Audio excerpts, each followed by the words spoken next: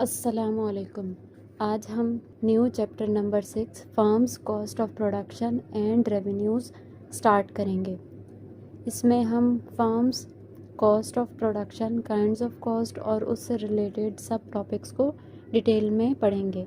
पर उससे पहले आप मेरे चैनल हबीबा हफीज़ को सब्सक्राइब कर दें ताकि आगे आने वाली वीडियोस आपको आसानी से मिल सकें। Firm's cost of production and revenues. Firm is an organizing unit which controls a business. Firm's function expand from establishing business to getting profit. Firm का क्या मतलब है? Firm is an organizing unit. ये एक organizing unit होता है जो कि बिजनेस को कंट्रोल करता है। फर्म्स के काम क्या होते हैं कि वो बिजनेस को इस्टेब्लिश करना और प्रॉफिट लेना। Bata shoe company, Philip electrical company and Lever brother of Pakistan limited है। फार्म्स कॉस्ट ऑफ प्रोडक्शन, वो अमाउंट जो कि फार्म स्पेंड कर रही है चीज़ें बनाने में, उसको हम क्या कहते हैं? Cost. For example, a firm wants to produce sugar. इसका क्या मतलब है कि एक फार्म है, वो बनाना चाहती है sugar and it has to bear its expenditure. उसको बहुत खर्चे बर्दाश्त करने पड़ेंगे। वो खर्चे कौन कौन से हैं? अगर वो शुगर बनाना चाह रही है, शुगर प्रोड्यूस करना चाह रही है, रेंट ऑफ बिल्डिंग, यानी जिस जगह पे उसने प्रोड्यूस करनी है उस जगह का रेंट देना पड़ेगा। इंटरेस्ट ऑन लोन, अगर उन्होंने लोन लिया हुआ है बिज़नेस स्टार्ट करने के लिए, उस पर इंटरेस्ट पे करना पड़ेगा। वेजेस ऑफ लेबर देनी पड़ेंगी, तनख्वाहें वगैरह। कॉस्ट ऑफ एडवर्टाइजमेंट, आपको अपने प्रोडक्ट की एडवर्टाइजमेंट भी तो करनी होगी, तो उसकी कॉस्ट लगेगी। परचेज ऑफ रॉ मटेरियल, जब तक रॉ मटेरियल आप नहीं ख़रीदेंगे आप कोई भी प्रोडक्शन नहीं निकाल सकते, तो रॉ मटेरियल पे भी आपके कॉस्ट अलग से होती है। ये सारे खर्चे कॉस्ट ऑफ प्रोडक्शन में आ जाते हैं। एक चीज़ नोटिस करने की है कि अगर तो बिल्डिंग और कैपिटल आपका है, तब भी रेंट ऑफ बिल्डिंग और इंटरेस्ट ऑफ कैपिटल जो है वो आपकी कॉस्ट ऑफ प्रोडक्शन में इंक्लूड होगा। तो इसकी रीज़न क्या है कि अगर रेंट और इंटरेस्ट ऑफ कैपिटल वो चार्ज होते हैं if the organisation give his building and capital to someone else. अगर तो वो किसी और को बिज़नेस चलाने के लिए दे रहे हैं अपनी बिल्डिंग या कैपिटल, वो इंक्लूडेड होंगे आपकी कॉस्ट। और बजाय के ख़ुद इस्तेमाल करने के वो किसी और को दे रहा है तो वो कॉस्ट में आ जाती हैं। लेकिन अगर इसी तरह वो organiser supervisors his business himself, अगर तो वो ख़ुद से इस्तेमाल कर रहे हैं तो वो it's reasonable profit will be included. उसका थोड़ा सा जितना भी प्रॉफिट होगा वो ज़रूर इंक्लूड किया जाएगा कॉस्ट ऑफ प्रोडक्शन में। Thus we can say that reward of factor of production are a part of cost of production। हम कह सकते हैं कि जो भी फैक्टर ऑफ प्रोडक्शन का रिवॉर्ड होगा वो कॉस्ट ऑफ प्रोडक्शन में इंक्लूड होगा, चाहे फार्म किसी को हायर कर रही हो या वो खुद इस्तेमाल कर रही हो। Kind of cost according to payments, explicit cost, implicit cost और opportunity cost. One by one एक एक को डिटेल में पढ़ेंगे। एक्सप्लिसिट कॉस्ट का मतलब है वो सारे खर्चे या वो सारी कॉस्ट ऑफ प्रोडक्शन जो कि सामने नज़र आ रही हों, जो कि आपको दिखाई दे रहे हो। लाइक यहाँ पे लिखा हुआ है, payments made by the firm और फॉर द हायर्ड फैक्टर्स और amount paid for the various purchase material and other resources are called explicit cost. यानी वो सारी अमाउंट जो कि आप चीज़ें ख़रीदने में या रिसोर्सेज उस पर लगाएं तो वो सारी एक्सप्लिसिट कॉस्ट में आ जाती है। इसमें तनख्वाहें आ जाती हैं, वर्कर्स की ख़र्चे आ जाते हैं, प्लांट्स, अगर आपने expenditure incurred on the plants, अगर आपने प्लांट्स वगैरह लगाए हुए हैं, फैक्ट्रीज़ बड़ी बड़ी होती हैं तो उसमें उसके ख़र्चे हो जाते हैं। Payments for the purchase of raw material, आपने रॉ मटेरियल ख़रीदा है तो उसका कॉस्ट आ जाएगी। ये सारे खर्चे हैं जो आपको दिखाई दे रहे हैं, आप अपने हाथ से पे कर रहे हैं उनको।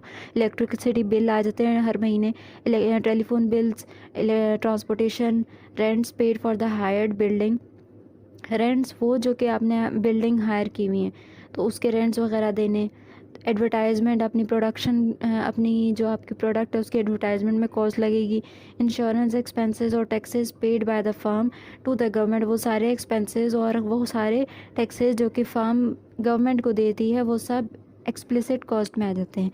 एक्सप्लिसिट कॉस्ट और इम्प्लिसिट कॉस्ट का डिफरेंस हमेशा से ही एग्ज़ाम में आता है। इम्प्लिसिट कॉस्ट वो सारे खर्चे जो कि आपको दिखाई ना दे रहे हो लेकिन वो आपकी जेब से जा रहे हो। इम्प्लिसिट कॉस्ट यानी कि implicit cost are the cost of firms self owned and self employed resources.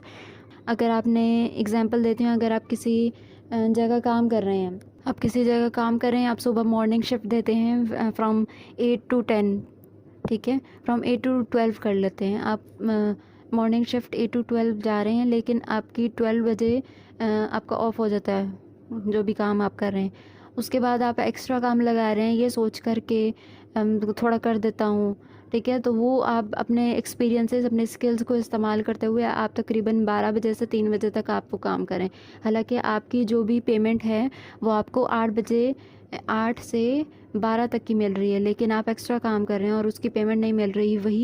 वही अगर टाइम विद आप अपने स्किल्स कहीं और किसी कंपनी में विद इवनिंग शिफ्ट अगर आप लगा दें, तो उसमें क्या होता है कि आपको मुआवजा आपका मिल सकता है। तो वो सारे खर्चे जो कि आपको नज़र ना आ रहे हो, वो सारी कॉस्ट को नज़र ना आ रही हो। रिमनरेशन इंक्लूड सारे मुआवजे in implicit cost are not paid by the firm pay नहीं करती है टू अदर पर्सन, किसी भी एनी पर्सन को, but they are included in cost in accordance with the economic concept of cost. ये इंक्लूड किए जाते हैं कॉस्ट ऑफ प्रोडक्शन में, क्योंकि अगर आप सेल्फ हायर्ड और self employed resources must also get remuneration, उसको भी उसका मुआवजा मिलना चाहिए। उसके बाद remember according to economic concept of cost, total cost of production are the sum of all the explicit and implicit cost. ये एमसीक्यूज में अक्सर आ जाता है कि टोटल कॉस्ट कौन सी होती है, वो सारे खर्चे जो एक्सप्लिसिट और इम्प्लिसिट हो, यानी कि आपको सारे छुपे हुए हों और जो सारे ज़ाहिर हों, वो सारे कॉस्ट टोटल कॉस्ट में आ जाती हैं। अपॉर्चुनिटी कॉस्ट का क्या मतलब है कि जब आपके पास दो रास्ते हों और आपने एक इस्तेमाल करना हो, लेकिन आपको कितना सेक्रीफाइस करना पड़ा। लेकिन एग्जांपल दी हुई है, an engineering charges 20,000 rupees monthly for his services, कि एक इंजीनियर है उसको 20,000 रुपीज़ उसकी सर्विसेज पे मिल रहे हैं फर्म की तरफ से, लेकिन कोई और कंपनी उसको हायर करना चाहती है और उसकी सर्विसेज को लेना चाहती है, तो वो कंपनी जो उसको हायर करना चाहती है उसको उस नई कंपनी को कम से कम 20,000 तो उसको पे करना पड़ेगा, या 20,000 या उससे ज़्यादा उसको पे करना पड़ेगा। अदरवाइज़ उससे लो में वो बंदा पुरानी कंपनी को, अपनी कंपनी को लीव नहीं करेगा। वो अपॉर्चुनिटी जो कि जब आपके पास दो चॉइसेस हों और दूसरी वाली अपॉर्चुनिटी आपको ज़्यादा फ़ायदा दे रही हो, उसको वो कॉस्ट क्या हो जाती है, opportunity cost. Short run cost means the time of period in which a firm can not change it's size. Short run का क्या मतलब है कि वो टाइम जिसमें कंपनी अपना साइज़ चेंज नहीं करती है। तो इसमें क्या है, firm can not change it's size, वो अपना साइज़ नहीं चेंज कर सकती है। लाइक पहले के बिल्डिंग है वो उसमें काम हो रहा है, तो वो अपना साइज़ नहीं चेंज कर सकती है हर थोड़े अरसे बाद। पहले एक बिल्डिंग में काम हो रहा है, फिर थोड़ी ज़्यादा बिल्डिंग्स यानी थोड़ा ज़्यादा एरिया ले लिया, फिर उससे ज़्यादा एरिया ले लिया, इतनी आसानी से अपना एरिया या साइज़ वो एक्सपेंड नहीं करती है फैक्ट्रीज़। और उसमें जो नंबर ऑफ़ इंस्टॉल मशीन, वो जो उसमें मशीनें लग काम कर रही होती हैं, वो भी आसानी से वो चेंज नहीं करती हैं जो बड़ी मशीन्स होती हैं। प्रोडक्टिविटी कैपेसिटी फ़िक्स होती है इसमें। However it can change production by increasing और decreasing the use of present machine. इसमें क्या है कि कंपनी इंक्रीज़ भी कर सकती है और डिक्रीज़ भी कर सकती है प्रेजेंट मशीन, यानी वो मशीनें जो काम कर रही हैं। लाइक छोटी मशीनें जो एक ख़राब हो गई है तो दूसरी इस्तेमाल कर ली, बहुत ज़्यादा ख़र्चा, वो दो मशीनें जो आपने जो ख़र्चा बढ़ा रही हैं आपने उनको निकाल दिया, या आप अपनी प्रोडक्शन ज़्यादा करना चाह रहे हैं तो आपने वो और ज़्यादा दो मशीनें ख़रीद ली जो कि आपकी प्रोडक्शन इंक्रीज़ कर दें। शॉर्ट रन कॉस्ट में क्या होता है कि if it wants to increase production, अगर वो प्रोडक्शन इंक्रीज़ करना चाहते हैं, it can increase it up to present productive capacity, यानी जितनी आपकी कैपेसिटी होगी उतनी आप इंक्रीज़ कर सकते हैं। जैसे आप इंक्रीजिंग वर्किंग आवर्स ज़्यादा कर सकते हैं। अगर आपने 2 बजे तक आपने टाइमिंग रखी हुई कि 2 बजे तक काम करेंगे लोग, आपके वर्कर्स 2 बजे तक काम करेंगे, आपने बढ़ा कर उनको 5 तक कर दिया। या फिर आपने लेबर्स बढ़ा दिए हैं या फिर आपने रॉ मटेरियल बढ़ा दिए, यानी ज़्यादा रॉ मटेरियल आ रहा है और आप अपनी प्रोडक्शन ज़्यादा करना चाहते हैं। इसी तरह अगर आप प्रोडक्शन अपनी डिक्रीज़ करना चाहते हैं तो उसमें आपको वर्किंग आवर्स का डिक्रीज़ कर सकते हैं, उसमें लेबर्स कम कर सकते हैं और आप अपना रॉ मटेरियल भी डिक्रीज़ कर सकते हैं। लेकिन आप ये नहीं कह सकते कि आप बढ़ा रहे हैं या कम कर रहे हैं अपनी factory size. In the short period total cost are sum of fixed cost और variable cost. Short run cost में क्या क्या आ जाते हैं? फिक्स कॉस्ट और variable cost. Fixed cost mean the cost which a firm has to bear in every condition. Fix cost वो होती हैं जो कि किसी भी हाल में फैक्ट्री को या फर्म को बर्दाश्त करनी पड़ती हैं।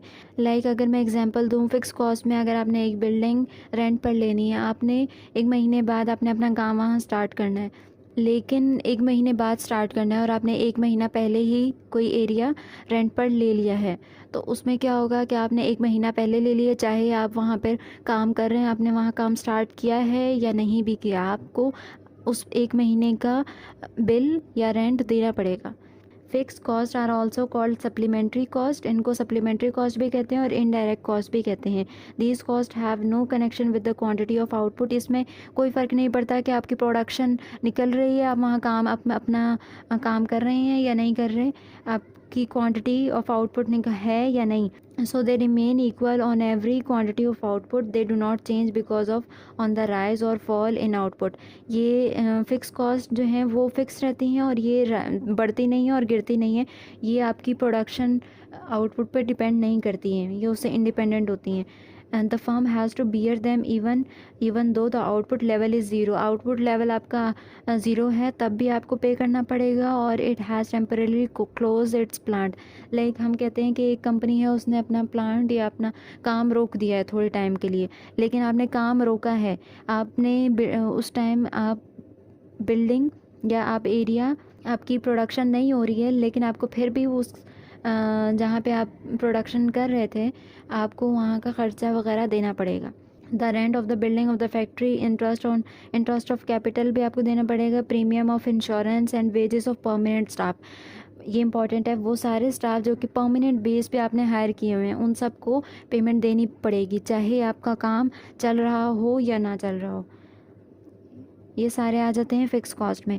वेरिएबल कॉस्ट क्या होते हैं? The cost which depends on quantity of output. ये डिपेंड करते हैं आपकी फैक्ट्री में कितनी प्रोडक्शन निकल रही है, कितना क्वांटिटी ऑफ आउटपुट आ रहा है। They increase with the increase in output. ये वो सारी कॉस्ट इंक्रीज़ होती हैं जितना आपका आउटपुट इंक्रीज़ हो रहा है। अगर आपका आउटपुट डिक्रीज़ हो रहा है तो ये वेरिएबल कॉस्ट भी कम हो जाते हैं, ये सारी कॉस्ट कम हो जाती हैं। If a firm has temporarily closed, अगर तो फार्म ने क्लोज़ कर दिया है अपना प्लांट कि यानी कि आपके आउटपुट ज़ीरो है, कोई भी आप प्रोडक्शन नहीं कर रहे हैं, तो उस टाइम वेरिएबल कॉस्ट ज़ीरो हो जाएगी क्योंकि ये डिपेंड करती है। तो ये सारे रिवॉर्ड ऑफ फैक्टर्स इंक्लूडेड होंगे वेरिएबल कॉस्ट में। Wages of labour, cost of raw material and cost of transportation, cost of fuel and expenditure on electricity, ये सारे जो हैं वो वेरिएबल कॉस्ट में आ जाते हैं। टोटल कॉस्ट क्या होता है? Total cost fix cost plus variable cost. Concept of per unit cost. Average fixed cost, total fixed cost divided by total output. ये फॉर्मूला आ जाता है अक्सर पेपर्स में। अगर हम एग्जांपल दी हुई है इन्होंने कि अगर टोटल फिक्स कॉस्ट जो है वो 100 रुपीज़ है और टोटल आउटपुट निकल रही है आपकी 10, तो आपकी एवरेज फिक्स कॉस्ट 10 रुपीज़ आ जाती है। तो फॉर्मूला क्या है एवरेज फिक्स कॉस्ट का? Total fix cost divided by total output. Average variable cost, average variable cost हम निकालेंगे total variable cost divided by total output. ऊपर क्या था? एवरेज फिक्स कॉस्ट में आपने fix cost divided bye output निकालना और एवरेज वेरिएबल कॉस्ट में total variable cost divided by total output करना है। Average cost is equal to total cost divided by total output. Marginal cost, additional to total cost occurring due to production of additional unit of output is called marginal unit. यहाँ पर production of additional unit of output, ये वाली line important है कि additional unit of output कितना निकल रहा है। जैसे एग्जांपल दी हुई है इन्होंने, total cost of producing 10 metre, यानी पहले 10 मीटर कपड़ा 200 का मिल रहा था, अब कितना है, अब हमने 1 मीटर और बढ़ा दिया और अब 11 मीटर बढ़ गया, 11 मीटर तक बढ़ा दिया हमने। अब वो 11 मीटर कितने का बन रहा है, 215 रुपीज़ का। तो इन दोनों में पर 215 माइनस 200 रुपीज़ कितने का फ़र्क आ रहा है, 15 रुपीज़ का। तो फिर ये जो 15 रुपीज़ हैं ये आपकी मार्जिनल कॉस्ट आ जाती हैं। The reason is that additional production of 1 metre cloth cause and increase in 15 unit, यानी 1 मीटर कपड़ा उसने कितना बढ़ा दिया है आपका कॉस्ट, 15 रुपीज़।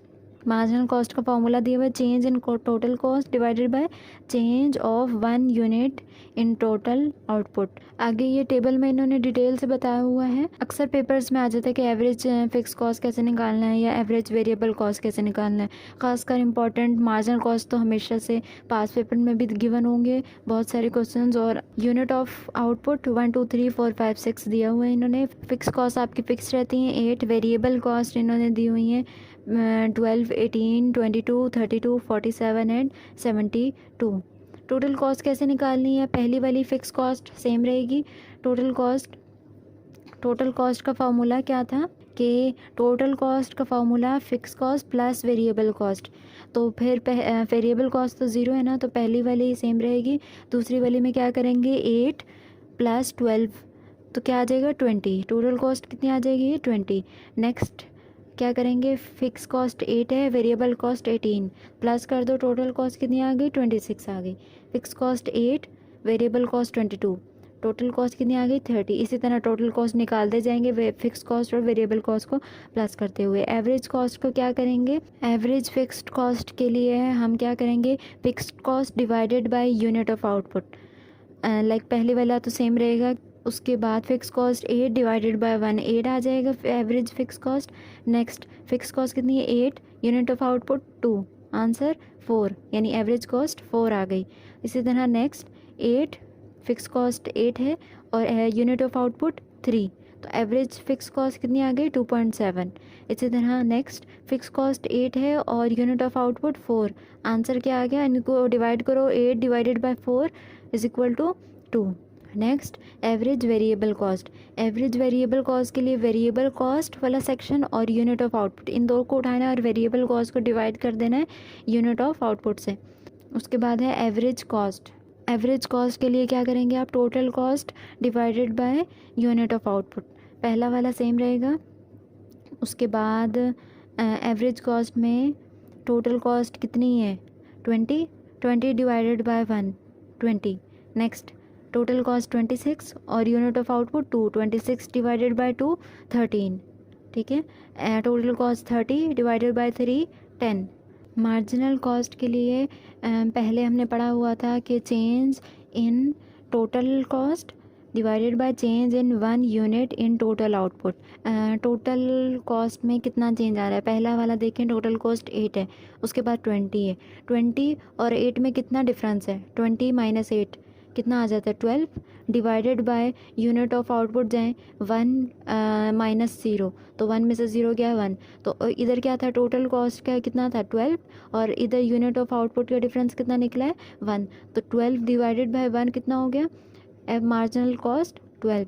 इसी तरह नेक्स्ट टोटल कॉस्ट में जाएँ 26 माइनस 20 कितने बच गए, 20 माइनस 26 और 2 माइनस 1 यूनिट ऑफ आउटपुट में, 2 minus 1, 1। Actually unit of output में ये इक्वल डिफरेंस है, 1 2 3 यानी डिफरेंस 1 का ही आ रहा है, इसलिए आपका टोटल कॉस्ट में जो आंसर आएगा वही आपका मार्जिनल कॉस्ट होगा। जिस तरह देखिए 26 माइनस 20 कितने का डिफरेंस है, 6 का। इसी तरह 30 माइनस 26 कितने का डिफरेंस है, 4 का। 40 माइनस 30 कितने का डिफरेंस है, 10। तो यहाँ पे ये मार्जिनल कॉस्ट निकल रही है। इंटर रिलेशनशिप, ये आगे इंपॉर्टेंट पॉइंट ऑफ टेबल, ये जो भी मैंने एक्सप्लेन किया है ये सारा वही लिखा हुआ है। Inter relationship of average cost and marginal cost exam point of view से बहुत इंपॉर्टेंट है। पर आखिरी और इम्पॉर्टेंट टॉपिक स्टार्ट करने से पहले आप मेरे चैनल को सब्सक्राइब कर दें ताकि मुझे पता चल जाए कि आपको मेरी वीडियोस पसंद आ रही हों और आगे की वीडियोस आपको आसानी से मिल सकें। Interrelationship of average cost and marginal cost. When average cost falls marginal cost is less than average cost. जिस टाइम एवरेज कॉस्ट गिर रहा होता है यानी डिक्रीज़ हो रहा होता है, मार्जिनल कॉस्ट उससे कम होता है। लाइक अगर हम टेबल में देखें, एवरेज कॉस्ट 20, 13, 10, ठीक है, मार्जिनल कॉस्ट उससे कम है। लाइक पहला देखें तो एवरेज कॉस्ट 20 था ना, मार्जिनल कॉस्ट 12 है, यानी कम है उससे। गिर तो रहा है, दोनों गिर रहे हैं, फॉल्स कर रहे हैं, डिक्रीज़ हो रहे हैं, लेकिन कम एवरेज कॉस्ट उससे थोड़ा, एवरेज कॉस्ट मार्जिनल कॉस्ट से ज़्यादा है, यानी कि एवरेज कॉस्ट 20 है तो मार्जिनल कॉस्ट कम है 12, एवरेज कॉस्ट 13 है तो मार्जिनल कॉस्ट कम है 6, एवरेज कॉस्ट है 10, मार्जिनल कॉस्ट 4, यानी कि जिस time average cost falls marginal cost is less than the average cost. Next point, when average cost is at lowest level, जब average cost अपने सबसे लोएस्ट लेवल पे होगा उस time marginal cost is equal to average cost, marginal cost उसके बराबर होगा। Like अगर हम टेबल में देखें, एवरेज कॉस्ट सबसे लेस किस पॉइंट पर है, 10 पॉइंट पर है। जो पहला 10 है ना वो नहीं, जो दूसरा 10 है वो भी सेम है ना, वो लोएस्ट लेवल है उसका। उस टाइम मार्जिनल कॉस्ट उसके बराबर होगा। देखें 10 है एवरेज कॉस्ट, मार्जिनल कॉस्ट भी उसके इक्वल है 10। तो जिस टाइम एवरेज कॉस्ट राइज करेगा मार्जिनल कॉस्ट उससे ज़्यादा होगा।